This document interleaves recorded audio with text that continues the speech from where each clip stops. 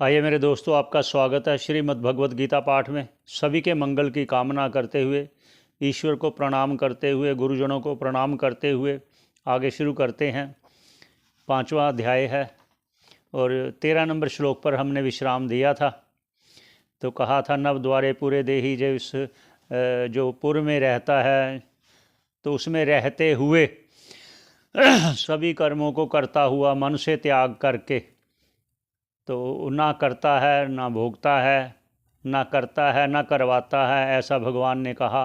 तो इस बात को लेकर तो किसी के मन में शंका ना आए। भगवान आगे कहते हैं कि अगर ये ना नहीं करता, ना करवाता है, ना करता है, तो फिर कौन करता है? तो अगर ये करता भी नहीं है और करवाता भी नहीं है तो फिर ये कौन करता है? उस पर आगे भगवान बोले। 14 नंबर श्लोक पर देते हैं, उच्चारण करते हैं 14 नंबर श्लोक। उस पर फिर क्या कहते हैं भाष्यकार जी, चलते हैं फिर।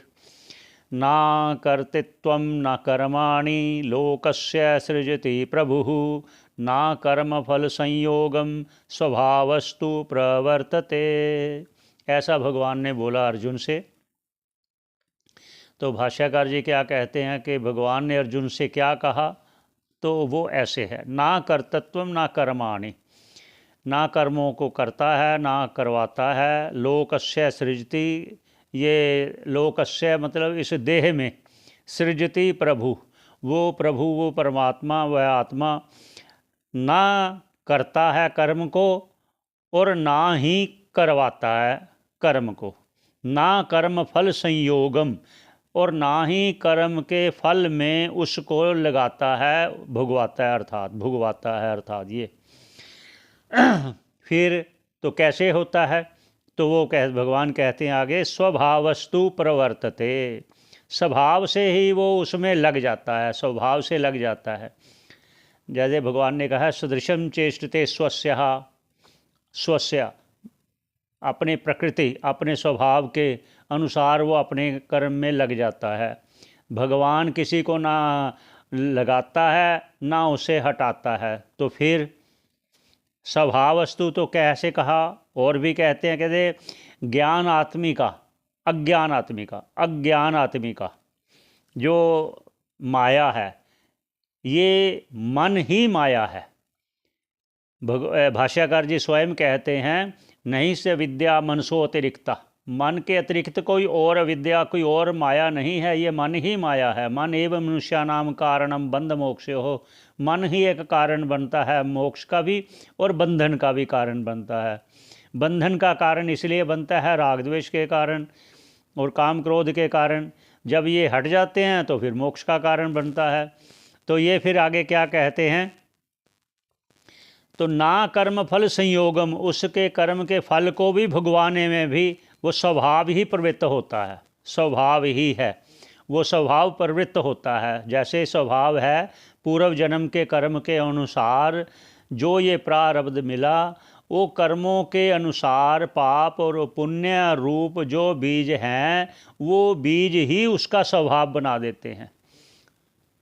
तो जिस प्रकार आपने भी देखा, कभी स्वभाव बदल भी जाता है, कभी अच्छा होता है, कभी नहीं अच्छा होता, कभी व्यवहार अच्छा करने लग जाता है, कभी व्यवहार अच्छा नहीं करने लग जाता। वो जो जैसा जैसा उसको फल देने को वो अंदर पड़े हुए बीज उत्सुक होते हैं, वैसे वैसे होता है। और आगे क्या कहते हैं, ये भगवान किसी को ना करवाता है ना लगाता है काम में, ना उसको फल भुगवाने में कुछ करता है। भगवान असंग है सबसे, आत्मा असंग है सबसे। आगे क्या कहते हैं, वास्तव में फिर होता क्या है उस पर आगे कहते हैं। 15 नंबर श्लोक पहले उच्चारण करते हैं, फिर आगे चलते हैं भाष्यकार जी क्या कहते हैं। ना दत्ते कस्यचित् पापम ना चैव सुकृतं विभुः, अज्ञानेनावृतं ज्ञानं तेन मोहयन्ति जन्तवः। अब वो बात कह रहे हैं भगवान, जो उन्होंने पहले कहा कि स्वभाव से ही वो प्रवृत्त हो जाता है, प्रवृत्त हो जाता है, उस काम में लग जाता है। ना आदत्य कस्यचित् पापम, मैं किसी का भी, ईश्वर भगवान कह रहे हैं, मैं किसी का भी कस्यचित् पापम, ना पाप ग्रहण करता हूँ, चा एव, और ना ही सुकृतम, और ना ही उनके पुण्य ग्रहण करता हूँ, मैं पाप ग्रहण करता हूँ। जैसे पहले कहा ना, जो भी कर्म कर तू मेरे अर्पण करता जा। वो अर्पण तो कर देते हैं, लेकिन पहले भी कहा, क्योंकि भगवान किसी के किए हुए कर्म को जो फल देना होता है वो कभी रोकते नहीं, लेकिन उसको रूप बदल दे देते हैं। वही कहा कि जब अर्पण करता है या पुण्य है या पाप है, उसके रूप में वो उसको बदल कर उसको देते हैं। आगे कहेंगे भगवान, आगे स्वयं कहेंगे, तो यहाँ पहले पूरा कर देते हैं। ना दत्ते कस्यचित पापम, किसी का पाप ग्रहण नहीं करता, ना चाहे सुकृतम, ना उसके पुण्य ग्रहण करता हूँ। कौन? विभु, वो परमात्मा। क्यों? क्योंकि वो आप्त काम है, वो शुद्ध बुद्ध चेतन स्वरूप है, उसको किसी चीज़ की ज़रूरत नहीं, ना लेने की ना देने की। तो फिर यहाँ लेने देने की क्या हो? वही जो कर्म उसके अर्पण करेगा उसके फल स्वरूप में उसको वो देगा। आगे क्या कहते हैं उसका, अब कैसे होता है कामों में लगना जीव का? कहते हैं अज्ञानेनावृतम ज्ञानम, अज्ञान ने ही जीव के ज्ञान को आवृत कर लिया है, ढक लिया है। वो अज्ञान क्या है? अज्ञान है जो जीव कहते हैं कि आत्मा नहीं है, आत्मा का भान नहीं हो रहा, पता नहीं चलता आत्मा है कि नहीं है। ऐसा जो ये अज्ञान है कि है नहीं है, पता नहीं चलता, भान नहीं होता, ये अज्ञान है। किसका? ज्ञान। ज्ञान क्या है? कि मैं आत्मा हूँ।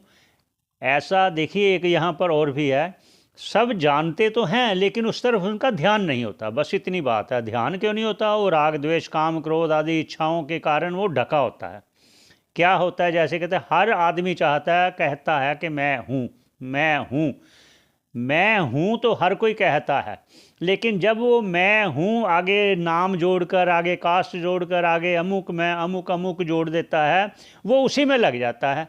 लेकिन मैं हूँ जो वास्तव में मैं हूँ, देखिए जब भी अगर कोई भी ऐसा व्यक्ति नहीं है जो कहेगा मैं नहीं हूँ, मैं नहीं, सभी कहते मैं हूँ। जो मैं हूँ वास्तव में वो नित्य है। जिस प्रकार मान लीजिए कोई मूर्छित हो गया, उस समय उसको देखने वाले भी कहते हैं ये तो गया या जाने वाला, जैसे भी वो अनुमान लगाते हैं, लेकिन वो पड़ा हुआ भी कुछ अपने इस देह को महसूस नहीं करता। लेकिन जब उसकी मूर्छा भंग होती है तो फिर कहते क्या हुआ था मुझे, क्या हुआ था?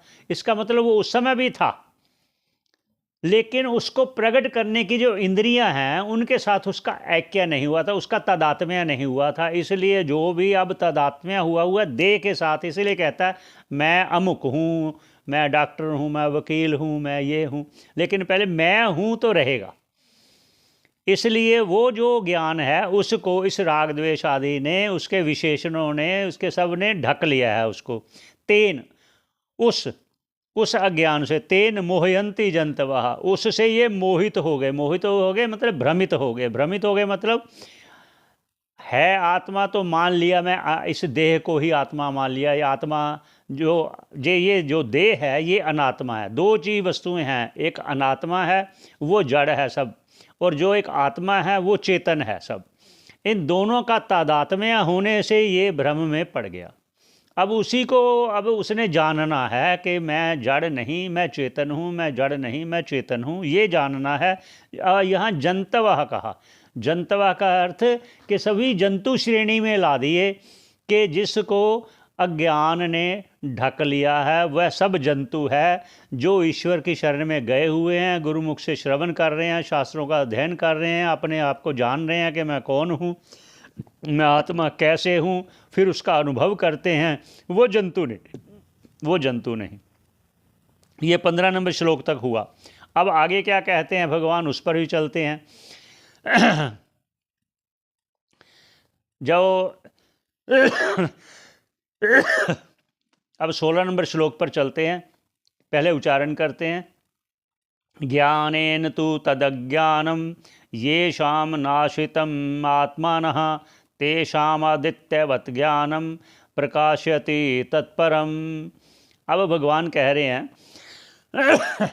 भाष्यकार भी साथ क्या कह रहे हैं उस पर भी साथ ही बोलते हैं।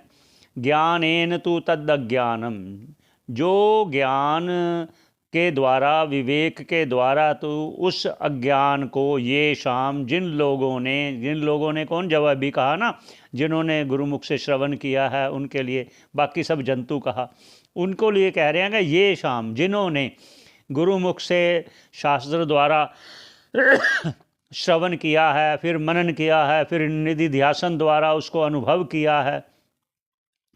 कि किसका अनुभव किया है? कि अपने आप का जो अज्ञान था उसके प्रति जो उन्होंने अनुभव किया है, क्या? तेषाम, से उन लोगों के लिए, बस बाकी दूसरों के लिए बात नहीं कर रहे। तेषाम, जिन्होंने श्रवण किया है, अध्ययन किया है, फिर श्रवण के द्वारा मनन किया है। मनन क्या है? कि जो कह रहे हैं वही सत्य है एक। दूसरा कि यह देह अनित्य है, आत्मा नित्य है। इस विवेक को लेकर के आदित्यवत ज्ञानम, उनका जो ज्ञान है वो प्रकाश रूप, आदित्य रूप जो सूर्य है, जब वो सूर्य उदय होता है तो सब प्रकाशित हो जाता है, सब कुछ जहाँ जहाँ जो है सब दिखाई देता है। जैसे रात को दिखाई नहीं दे रहा था, ऐसे उनको वो सब दिखाई दे रहा है। कैसे दिखाई दे रहा है? जैसे अंधेरे में या कुछ अंधेरा ज़्यादा हो, कुछ बहुत ज़्यादा घना घोर अंधेरा ना हो, तो जो एक ठूंठ में ही उसमें भ्रम होता है कि ये पुरुष है या स्थाणु है। ऐसे ही कम अंधकार में जैसे रज्जू है या ये सर्प है, ऐसा वो दुविधा में रहता है कि उसको स्पष्ट नहीं जानता। लेकिन जब प्रकाश होता है तो वो रस्सी ही प्रतीत होती है, वहाँ वो ठूंठ ही प्रतीत होता है। जैसे ऐसे उसको फिर उस ज्ञान के द्वारा, जो ज्ञान सुना वो श्रवण किया गुरुमुख से शास्त्र उपनिषदों का और मनन निधिध्यासन द्वारा अनुभव किया। कैसे अनुभव किया? प्रकाशयति के अयम आत्मा ब्रह्म, के अहम ब्रह्म अस्मि, ऐसा अनुभव जिसने किया, तत्परम, उस ब्रह्म से ऐक्य को प्राप्त हुआ वह परम उस तत्व को एक हो जाता है। अर्थात उस परम धाम को प्राप्त जीते जी करता है। धाम मतलब उस मोक्ष को प्राप्त करता है। मोक्ष अर्थात जीवन मुक्ति का अनुभव करता है। ये कहा 16 नंबर में। तो फिर ऐसा करने के बाद फिर वो पुनः जन्म को प्राप्त नहीं होता। ऐसा तत्परम, वह फिर जन्म को प्राप्त नहीं होगा। यहाँ पर विश्राम देते हैं ये 16 नंबर श्लोक पर। आगे भाष्यकार जी क्या कहेंगे, भगवान क्या कहेंगे, उस पर चर्चा करेंगे। यहीं सबके मंगल की कामना करते हुए यहीं विश्राम देते हैं। ये 5वां अध्याय 16 नंबर श्लोक पर विश्राम देते हैं। धन्यवाद सभी का, बहुत बहुत धन्यवाद आपका।